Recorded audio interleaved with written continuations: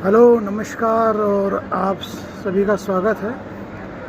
आज मैं एक आउटस्टैंडिंग काम कर रहा हूँ। आउटस्टैंडिंग इसलिए कह रहा हूँ कि मैं आज ऑफिस के बाहर खड़े होकर वीडियो बनाऊँगा, क्योंकि यहाँ पूरे इलाके पे जो बिजली है वो किसी कारणवश काट दी गई है। अब वो कब रिज्यूम होगी पता नहीं, लेकिन अंदर जो है अंधेरा है, तो मैंने सोचा चलो बाहर उजाले में बैठ के कुछ बनाते हैं। तो आज एक अहम मुद्दा है जो मैं चाहता हूँ कि आप सभी से मैं उसके बारे में जिक्र करूँ। देखो, अगर आप या कोई भी नागरिक उसकी जो निजी संपत्ति है, चाहे ज़मीन वगैरह जो है, उसकी जो अपनी निजी है या सरकार की अपनी जो निजी संपत्तियां हैं, अगर उसमें कोई ज़बरदस्ती घुस आए, जिसे इंक्रोचमेंट कहते हैं लीगल लैंग्वेज में, तो चाहे वो सरकार की कोई संपत्ति हो या किसी भी नागरिक की अपनी निजी संपत्ति हो, और उस संपत्ति में कोई बिना किसी परमिशन के बेवजह उस संपत्ति के अंदर आ जाए, चाहे वो सरकार की संपत्ति हो या निजी संपत्ति हो, अगर वो कोई भी व्यक्ति अगर उस संपत्ति में आता है बगैर इजाज़त के, तो उसे इंक्रोचर कहा जाएगा। ठीक है। अब आजकल ड्रोन का ज़माना है, तो ड्रोन का उपयोग कई चीज़ों में होता है। सरकार और एजेंसियां ड्रोन का उपयोग करती है। तो हमने कई बार पाया है कि वो ड्रोन जो है एक स्थान से उसे रिमोट कंट्रोल के सहारे उड़ाया जाता है और वो दूसरे स्थान तक उसे पहुंचाया जाता है। फिर जो भी उसका जो कार्यक्रम होगा, वो कार्यक्रम करके उस ड्रोन को वापस बुलाया जाता है। तो ऐसे ही एक वाक़या हुआ कि एक रिसर्च इंस्टीट्यूशन है, जिन्होंने एक ड्रोन को उनकी जगह से उड़ाया और एक किसी नागरिक के निजी संपत्ति के अंदर वो ड्रोन उड़ते हुए वहाँ पे गया। और जब वो ड्रोन उस व्यक्ति विशेष के निजी संपत्ति में दाखिल हुआ, तो किसी कारणवश उस पर कई सारे ऑब्जेक्शन लिए गए और अंततः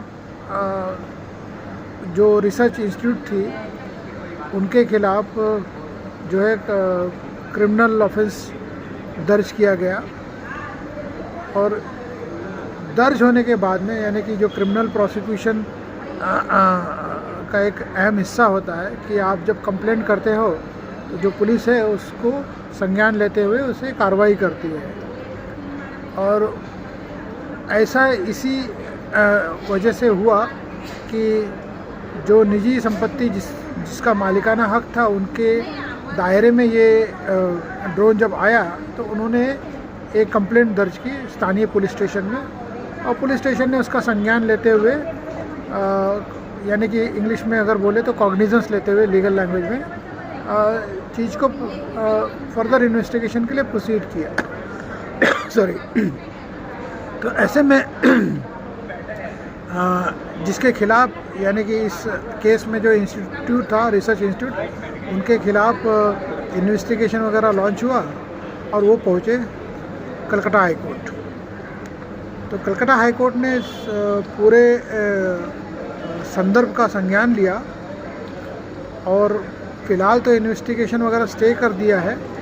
और Calcutta high court, sorry Calcutta नहीं, कर्नाटका हाई कोर्ट में माफ़ी चाहूँगा, कर्नाटका हाई कोर्ट ने इसका संज्ञान लिया और संज्ञान लेते हुए उन्होंने एक legal question of law frame किया कि क्या ड्रोन किसी भी संपत्ति में इंक्रोच कर सकता है।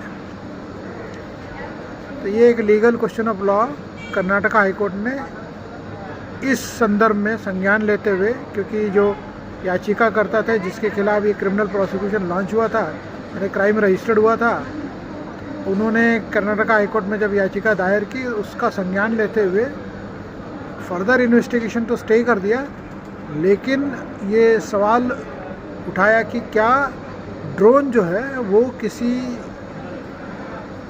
के मालिकाना हक या निजी संपत्तियों में इंक्रोच कर सकती है, क्या वो इंक्रोचर कहलाएगी। इस तरह से ये मामला जो है वो कर्नाटका हाईकोर्ट ने अपने संदर्भ में लेते हुए ये सवाल खड़ा किया। अब उसके आगे वो क्या डिसाइड करेंगे वो तो आगे पता चलेगा। मेरा अपना मानना है कि वो मशीन है, रिमोट कंट्रोल है, और वो खुद होके कहीं तो जाता नहीं है, वो ऑपरेट किया जाता है, और ऑपरेशन भी जो है वो एक टेक्निकल एस्पेक्ट है। और जब भी कोई ड्रोन वगैरह का ऑपरेशन होता है, टेक्निकली उसे उड़ाया जाता है, तो वो जो व्यक्ति है उसके कंट्रोल में होता है, उसका पर्पस या ध्येय जो भी हो। लेकिन इंक्रोचर के डेफिनेशन के हिसाब से अगर मैं मानूं, जो मेरी लिमिटेड समझदारी है, कि अगर आप किसी व्यक्ति की निजी संपत्ति में या सरकार की संपत्ति में अगर आप जाके वहाँ पे कुंडली मार के बैठ जाओ और वहाँ पे उसे घेर लो और अपने लिए उसका उपयोग करो, तब तो वो इंक्रोचर कहलाया जाएगा। ये तो ड्रोन जो है वो टेम्पररी ऑपरेट होता है, वो हवा में जाता है, वो एक एरिया से दूसरे एरिया में जहाँ तक उसको ऑपरेशन का इंस्ट्रक्शन होता है वो वहाँ से जाता है, वहाँ पे जो भी उसका मैकेनिज़्म के अंदर जो इंस्ट्रक्शन दिया रहता है वो करके वो वापस ऑपरेटर द्वारा वापस बुलाया जाता है। तो मुझे नहीं लगता है ये कोई पॉजिटिव आंसर होगा कि ड्रोन जो है उसे इंक्रोचर कहा जाए। तो मेरी अपनी समझदारी में यही होता है कि ड्रोन को कभी भी इंक्रोचर नहीं कहा जाएगा, और ड्रोन की कोई कैपेसिटी नहीं कि वो किसी जगह को इंक्रोच कर ले, क्योंकि वो मैकेनिकल ऑपरेशन के अंदर होती है। स्वयं चलित वहाँ पे जाके बैठता नहीं है और उस ज़मीन को हथियाता नहीं है।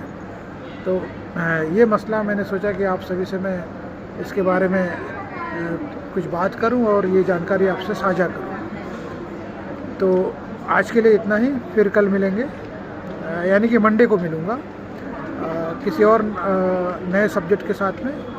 तब तक के लिए आप सभी को धन्यवाद और आप सभी से इजाज़त चाहूँगा।